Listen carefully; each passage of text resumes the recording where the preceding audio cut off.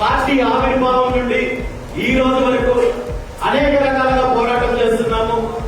ప్రజల్లోకి వెళ్లే కార్యక్రమం చేస్తున్నాము.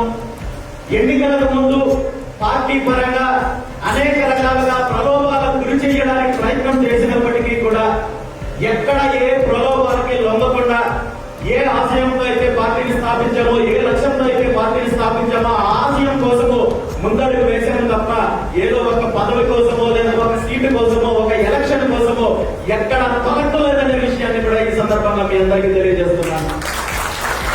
నిజంగా నాకు పదవి కావాలి లేదంటే ఎలక్షన్ లో నేను గెలవాలి అనే ఆలోచనతో మాత్రమే నేను ముందుకు వచ్చినట్టయితే ఈ రోజు నేను అసెంబ్లీలో ఉండిండేవాడిని, క్యాబినెట్ లో ఉండిండేవాడిని, ఈ రోజు మరో రకంగా ఉండిండేవాడిని. కానీ నాకు ఇలాంటి ప్రలోభాలకి ఇంకొక రకంగా గురి చేస్తే నా ఆశయానికి విరుద్ధంగా ఉంటుంది, నా లక్ష్యానికి విరుద్ధం అనే ఆలోచనతోటి నేను నా ఆశయానికి అనుగుణంగా ముందుకెళ్ళాను తప్ప మరొక రకంగా ఎక్కడ నిర్ణయం తీసుకోలేదు.